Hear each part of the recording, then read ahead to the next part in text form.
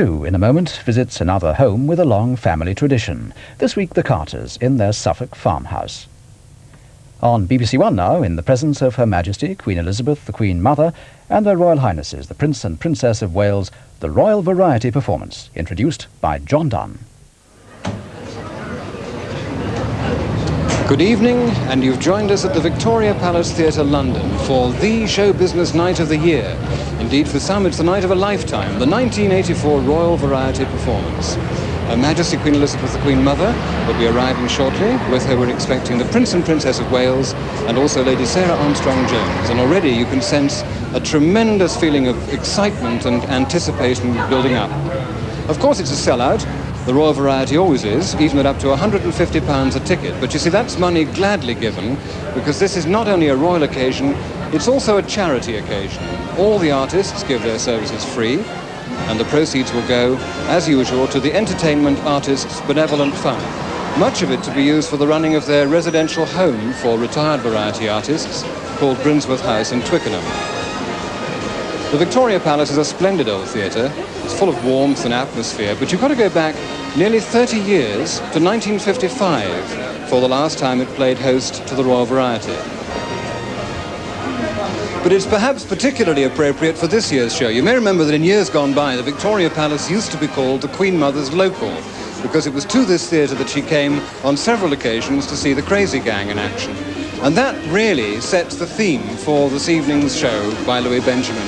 He's called it Comedy Tonight. Indeed, in his own words, he says, "We hope the show will capture the flavour of the Crazy Gang type of humour. Something old, something new, something borrowed, but not too blue." So we've been told to expect an evening full of surprises that may, he says, involve the royal box from time to time. A little late, perhaps, to be bringing in the greenery. So the stage is set. The performers are ready, and now we're just waiting for the real stars of our show.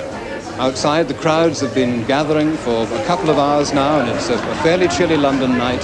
But I think this is it. This is their moment.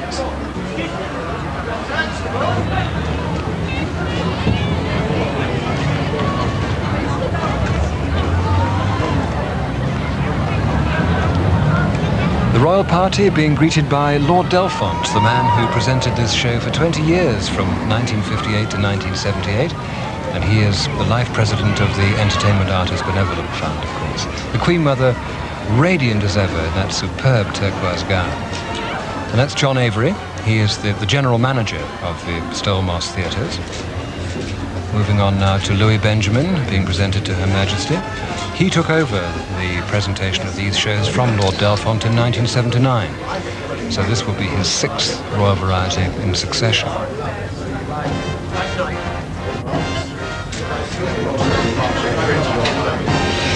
That's Ronnie Swift there, the Vice President of the Entertainment Artists Benevolent Fund, and the General Secretary, Reg Swinson. Now, much of the money raised tonight is going to go to Brinsworth House, where 38 retired artists live. And the Queen Mother receives a bouquet now from Mrs. Joan Yonker from Merseyside, who is the winner of this year's Brinsworth Award. And that's given each year for services to the less fortunate. Prince Charles having a word with Louis Benjamin. The Princess, on the other hand, receives her bouquet from Teddy St Dennis, and she is a resident of Brinsworth House. And it's going to be an evening of many, many memories for Teddy, because back in 1937 she appeared in this theatre as a leading lady in Me and My Gal. That's a nice touch. That's a girl called Wai Ming Tang, presenting a bouquet to Lady Sarah Armstrong-Jones. She was nominated by the NSPCC in this their centenary year because she raised something like £1,000 for the Society, entirely by her own efforts. So up the stairs towards the royal box. The first surprise of the evening for the Queen Mother, Jimmy Savile Dorman. My job's a bit skinned. Suitably gold braided, of course. Certainly makes a change from the usual shorts and sweatshirt we see him in so often. Of course, he and the royal family have met many, many times. No tickets. Good. Yes. Under the circumstances, yes. No tickets. No tickets, he was saying, if you didn't catch that. Big smile there for Prince Charles. And as he and Lady Sarah are ushered away, that really completes the opening formalities. The overture, as you can hear, is playing in the background, so let us join the audience in the theatre.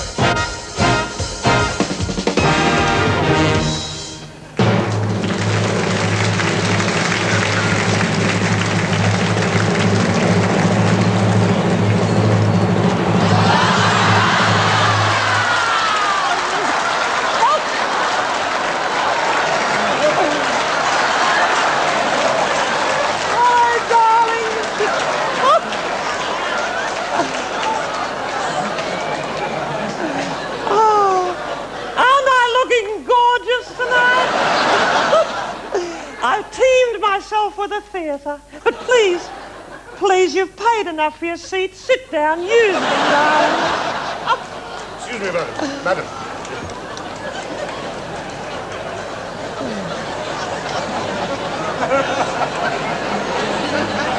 Madam, may I see your ticket, please? My ticket? My face is my ticket. Who the dickens are you? Look, I'm afraid there's been some mistake. Well, if there's been a mistake, a lot of people have made it tonight. That's all I can say. What? This is the Victoria Palace Theatre, isn't it? Yes, madam, but this box is reserved for royalty. Well, I am royalty. I'm Australian royalty, aren't I, darling? Haven't I seen you somewhere before? Don't you work in a shop?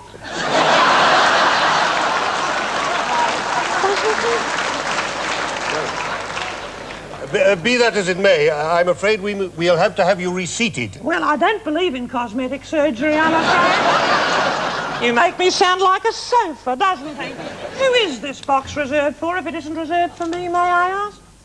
Why didn't you tell me before? What? I suppose she'd do the same for me. She's very lucky. All I can say is she's very fortunate I'm not a commoner. That's all I can say. Thank you very much. I will go, but I'm going to leave her a little something, a little prezzy to make her feel at home. My liqueur chocolates with a straw. Thank you very much, please. Bye-bye.